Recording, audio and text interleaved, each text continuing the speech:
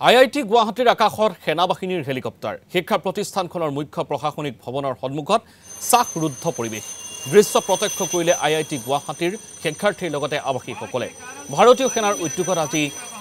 জলৰাহত নামেৰে বানপানী সম্পৰ্কীয় মক ড্ৰিল অনুষ্ঠিত কৰা হয় আইআইটিৰ গুৱাহাটীৰ চৌহদত অংশগ্ৰহণ কৰে এনডিআৰএফ এছডিআৰএফ এএছডিএমএ আৰু জিলা প্ৰশাসনৰ এনচিচিয়ে বানপানীত কিদৰে বানাক্ৰান্তক উদ্ধাৰ কৰিব পাৰি তাক সহজভাৱে দেখুৱা হয় এই মক ড্ৰিলৰ জৰিয়তে আমাৰ যিটো এটো অনুশীলন হ'ল একচুয়ালি আমাৰ এটো ইন্ডিয়ান আৰ্মি লগতে যিমানখিনি আমাৰ ৰেসপন্স এজেন্সিজ আছে ষ্টেট লেভেল নেশনেল লেভেল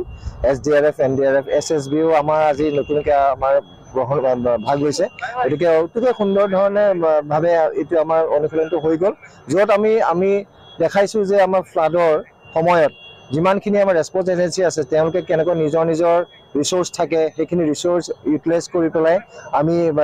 মানুহক মানে আমাৰ ধৰ পাব্লিকক সহায় কৰিবলৈ ওলাই আৰু বিশেষভাৱে এটা কথা মন কৰিবলগীয়া যে আজিকালি ইকুইপমেন্টস বহুত যথেষ্ট বাঢ়িছে ৰেস্কিউৰ ক্ষেত্ৰত বহুত মডাৰ্ণ ইকুইপমেন্টস আহিছে আৰু সহজে পৰিছে এক প্ৰকাৰ ক'বলৈ গ'লে আৰু সোনকালে আমি পাব্লিকৰ ওচৰত গৈ পেলাই মানে ৰেস্কিউ কৰিবলৈ